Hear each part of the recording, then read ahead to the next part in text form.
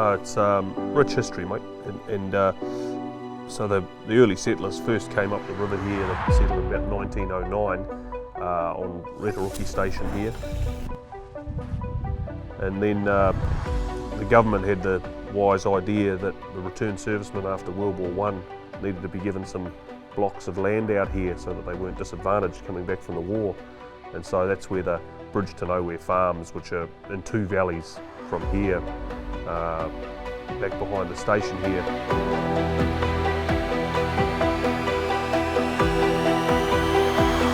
Yeah, g'day, I'm Dan Steele, owner of Blue Duck Station out here on the Whanganui River, northern entrance of the Whanganui National Park, and managing the land and trying to leave it a better place than we found it.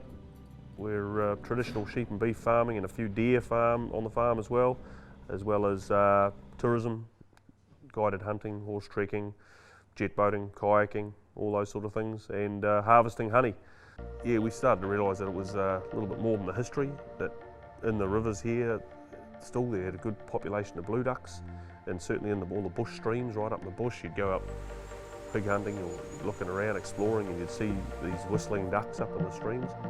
And I hadn't seen them before, because coming from the Western Bays like Taupo, we didn't have them over there. And started to realise that they were a pretty special thing, and that they were struggling to maintain their survival out here, getting nobbled by cats and stoats predominantly, and rats taking the eggs.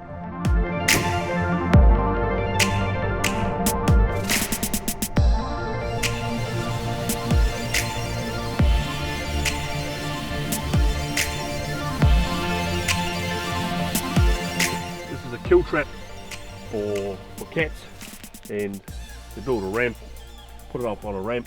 It's a guillotine trap where the cat will come up, we put a bit of bait in the back there, and he just touches a little bit of a trigger bar up there that once that's touched, basically that's going to release this big spring on top and smack, and that's going to come up and just and break his neck, you know. Boom. So it's lambing time out in the bush, and we've got really high pig numbers in a couple of the blocks. I'm not big on poisoning pigs at all. I mean, so really that only leaves trapping or hunting of some description. Hunting with a helicopter's marginally effective because the pigs are often in the thick country. You might get one or two out of a mob, but this is pretty thick and steep bush. So really, hunting with dogs is your only viable option, or hunting with a rifle and sniping on the bush edges.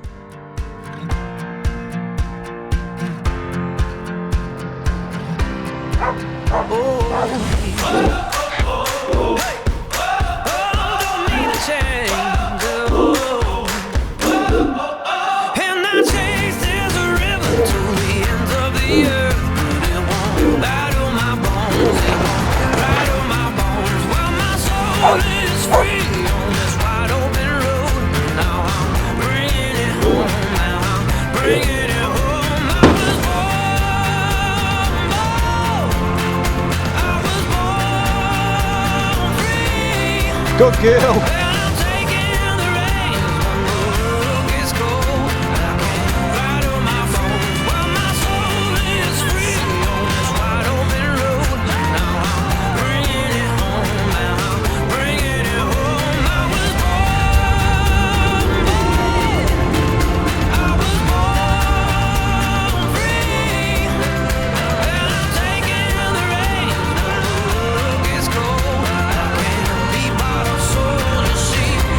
Was born bold. They're ongoing problem, and it's tricky enough farming in these valleys with high pig numbers for sure.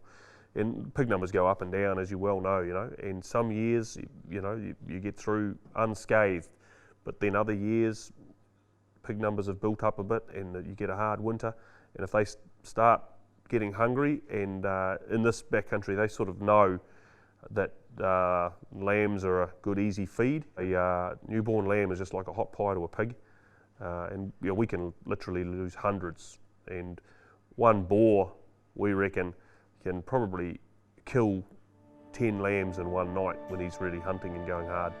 But we knew that when we came here, and it's just about managing it, and that's why you're out here, and that's why we're going out chasing pigs, mate, because it's the start of lambing, and it's one of the things we've got to do.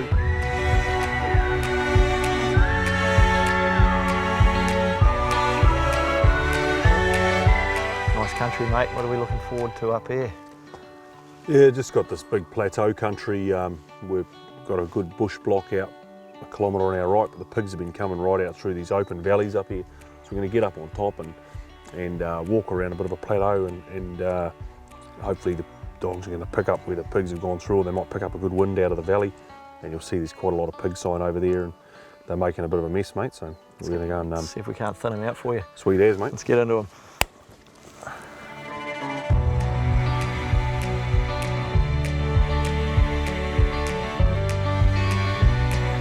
That pig must have been feeding on, I'd say. Oh, look at this, mate. He's pulled the lamb out. We were talking about lamb killers before, mate. That's a prime example. I'd say he's pulled that out of inside her by the looks of this, but he's chewed all. You can see he's just the legs left, and he's eaten that whole lamb just about, other than the legs. Well, yeah. The whole body's gone, head's gone. That's newborn lamb, just like a hot pie to a pig. Yeah. That's what he's been on this morning, eh? Yeah. If we were here 5 hours ago. That was this morning's pig, I think. Yeah. Well, he's had a good feed, mate. He could possibly be back. We better keep our eye on it. Yep. And just see whether he wants to come back for seconds. He'll be back on this, all right? Yeah. Yep. But he'll be back to finish this off. He's obviously got I'd say he's got a full guts, and hopefully he's just tucked up somewhere for a sleep. We might go and see if we can wake him up. Where's he going?